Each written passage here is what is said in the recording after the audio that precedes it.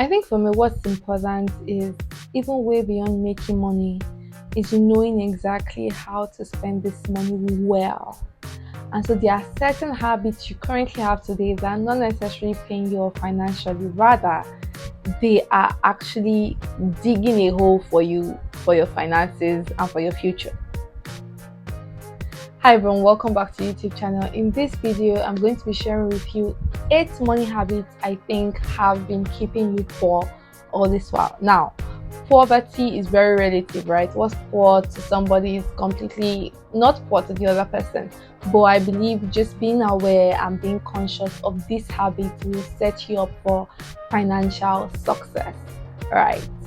Now, let's go to the 8 money habits I think have been keeping you poor all this time. Number 1 on my list is lifestyle inflation. Simply meaning that your expenses, your consumption increases as soon or proportionately to how much your income increases. Now, if your income increases, it's fair enough for you to say you want to upgrade your standard of living, you want to upgrade your way of life. To a certain extent, I am a fan of that. I believe that you have more money. There is no point, you just being very overly frugal and just trying to not live the life you want, right? You have the money to spend it on what you want, but there's also a limit to it. You also need to spend wisely.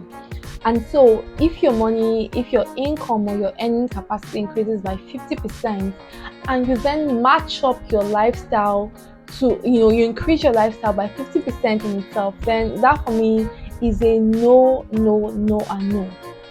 Because trust, like economics to say, I don't know if it was economics, but basically, like, there's a saying in life that as the money in your pocket increases, your taste also, increases. You suddenly want the fancy things, you suddenly want the bougie things. Fine, lovely, great, but there should be a limit to how much your lifestyle increases, giving an increase in income.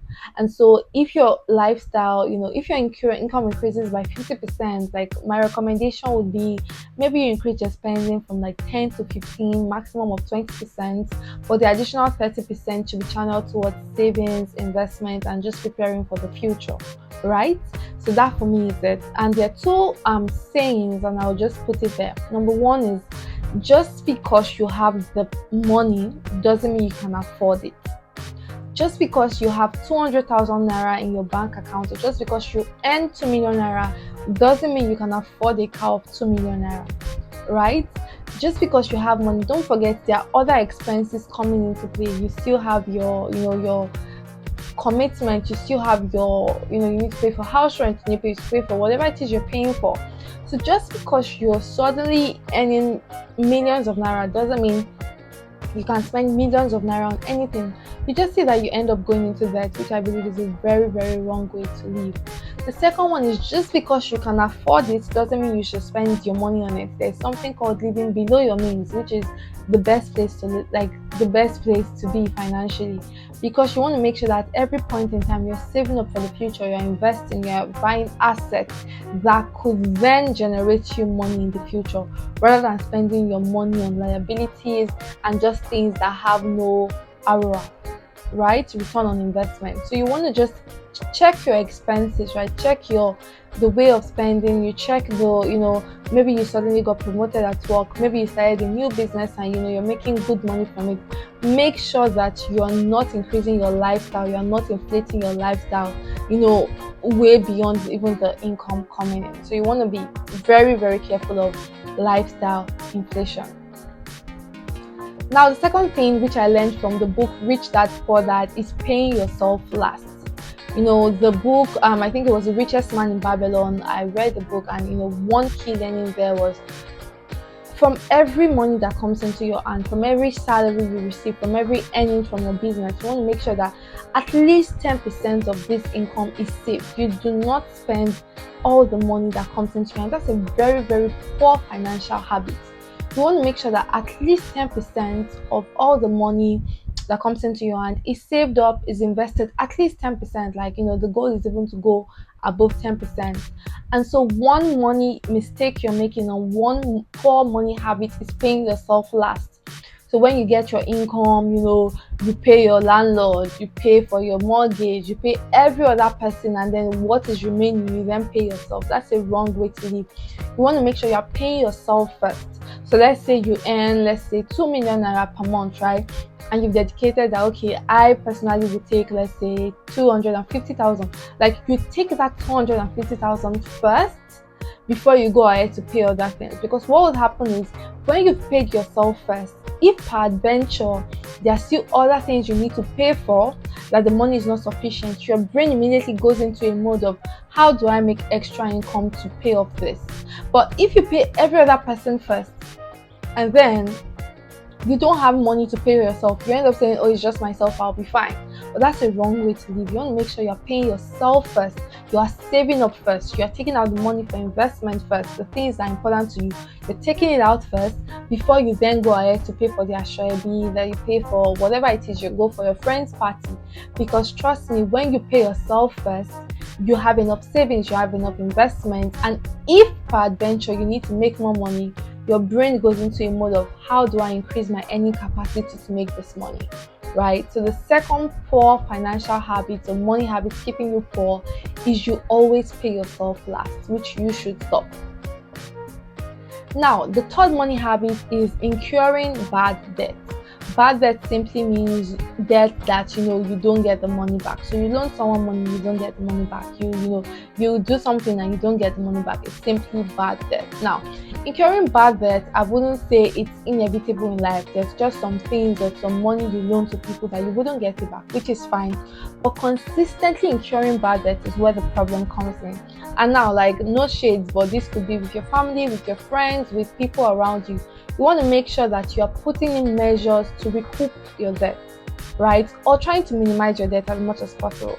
Now, I have a personal policy which I use is, if I'm giving you this money and I know that if I don't get it back, it's going to really hurt me, I give you what I know that, I give you a percentage of that money that I know if I don't get it back, I am good, right? And so I reduce my debt. I try my best to reduce as much debt as possible. That's loaning to people. If I give, I know that I'm just giving you this money. If you give me back, great. If you don't give me back, I'm fine, right? And so you want to just be very intentional with how you loan money. Now, I'm not an advocate of being stingy or not giving people, like, that's exactly is not what I'm saying. I just want to say you want to be responsible for your finances. You don't want to like loan everybody money, and when you need something you actually don't have, right? Which is very foolish, right?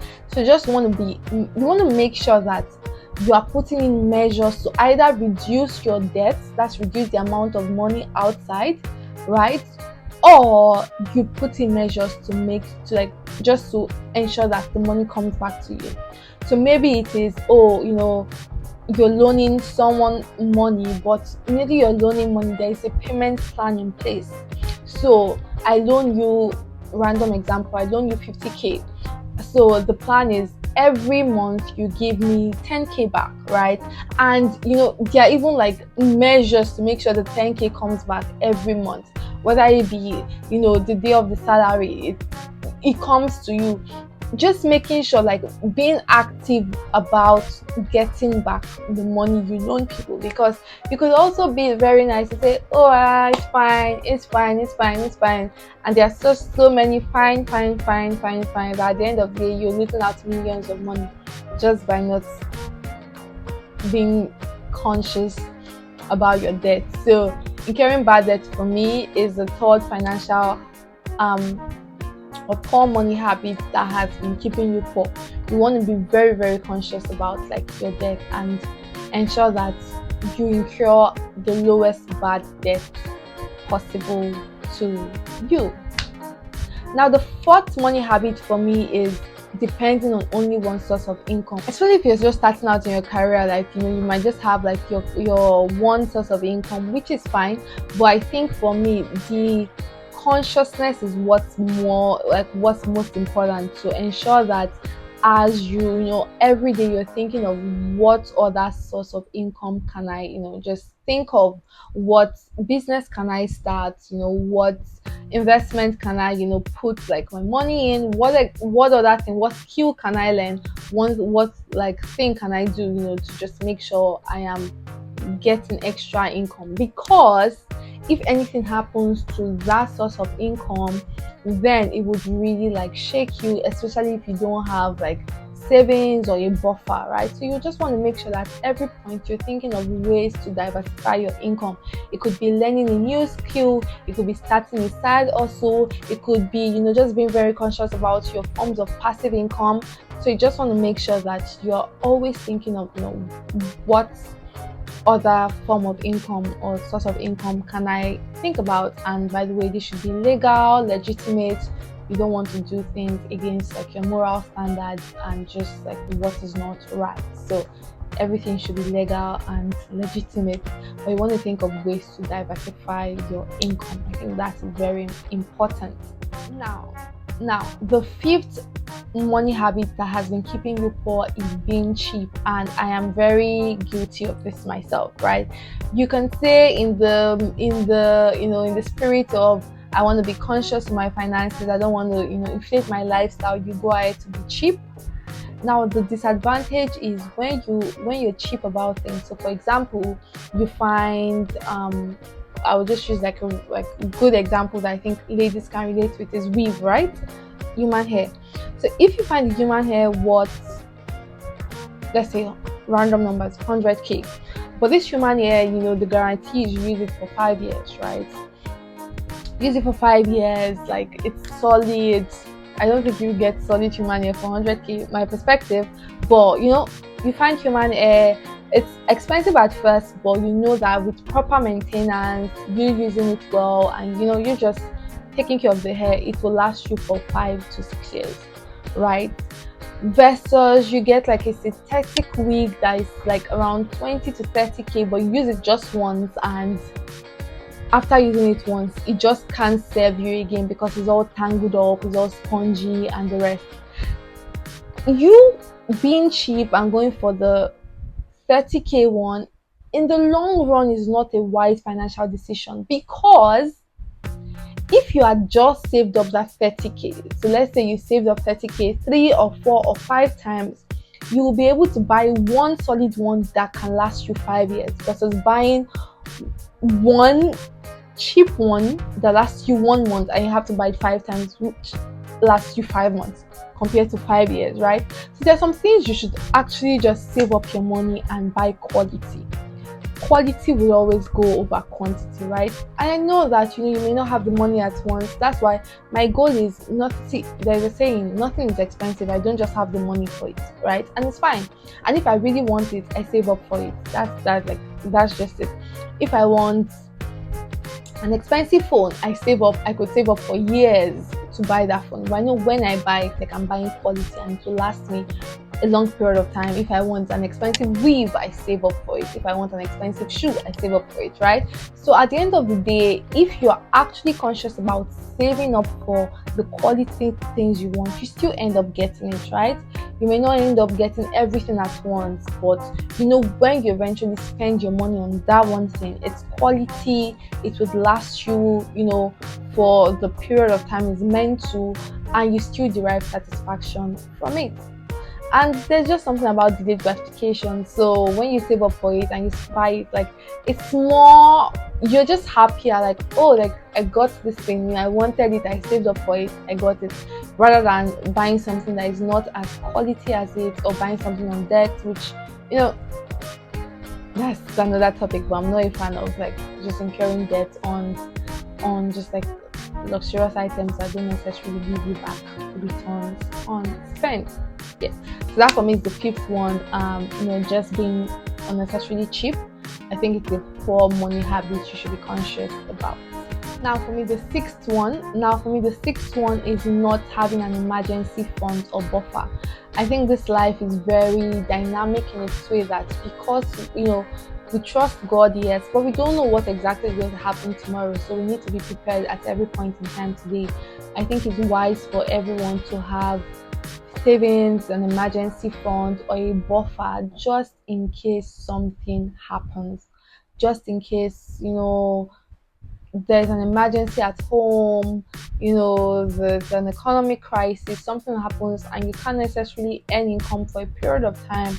You want to make sure that you have enough savings, you have enough investments, like you have a buffer to just help in those type of situations. Now, I think there is a rule that, for your emergency fund, you should have 6 months of your salary. Now, that might be a lot to have, at some point. Just make sure that, think of it, so there's this math that I'm currently doing, is how much do you need to survive in a month, right?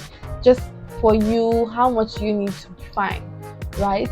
If you figure out that, you need 500k, for example, to be fine, you want to make sure that your emergency fund has like 3 million, right? Just 6 months of how much money you need to be fine, or you just need to thrive each month. Just want to make sure you have a buffer for emergencies, for economic crisis, for things, for unplanned and unforeseen circumstances. You want to make sure there is a buffer in place. So not having a buffer or an emergency fund is a poor money habit that you should stop from today.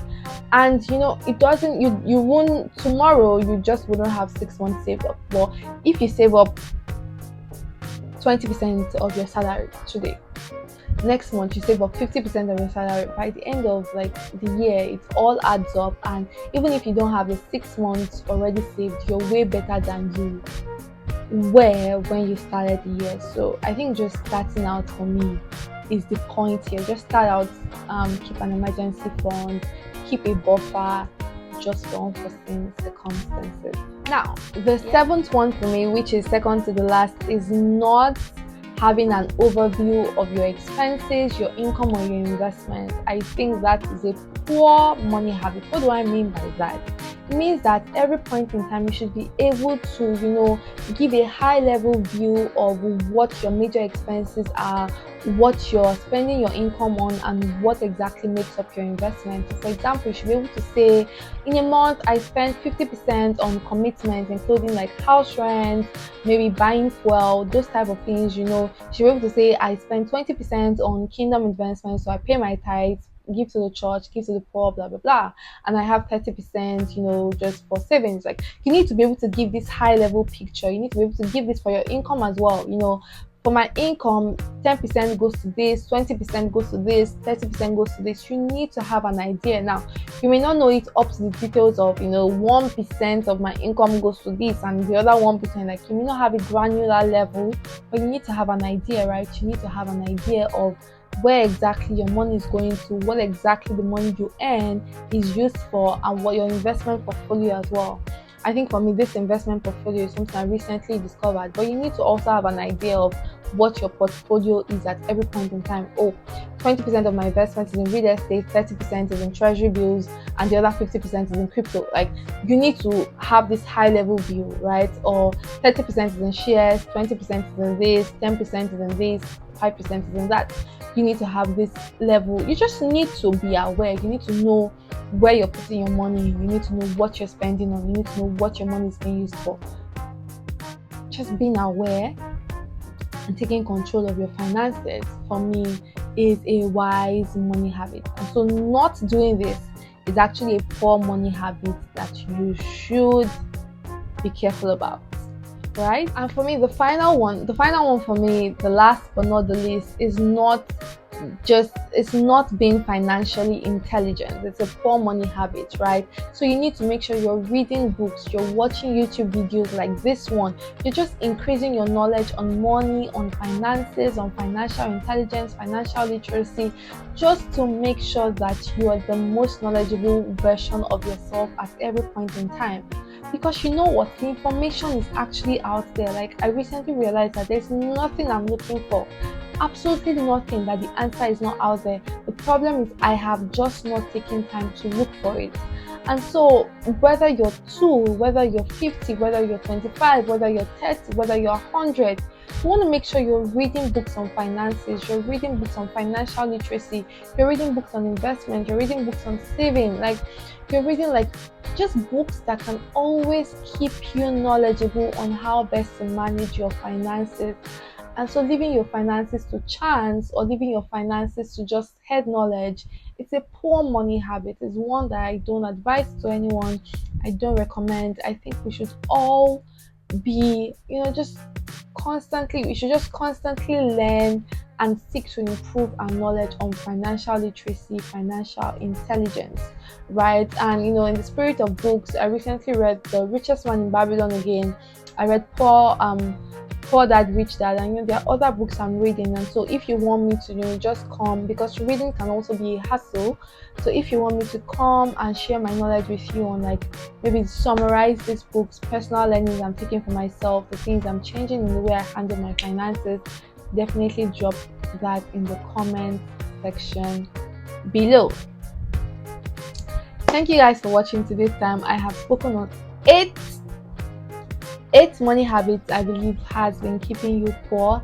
And so if you're able to take one of these habits, or take all of them actually, and then like just change these habits to the positive ones, your financial life is going to thank you for it. What, right? And in this video I spoke about the money mistakes I have made, so I can come and share this knowledge with you. But I've also been burnt, I've also made some silly mistakes, and I don't want you to make the same mistakes. So in this video here, I am going to be speaking, I spoke about like the money mistakes I've made, so definitely check that out so you make sure you don't make the same mistake. Thank you for watching up to this point. I hope you learned one or two things.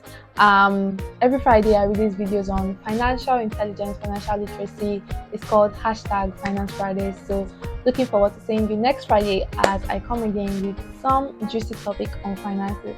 Have a nice day. I love you.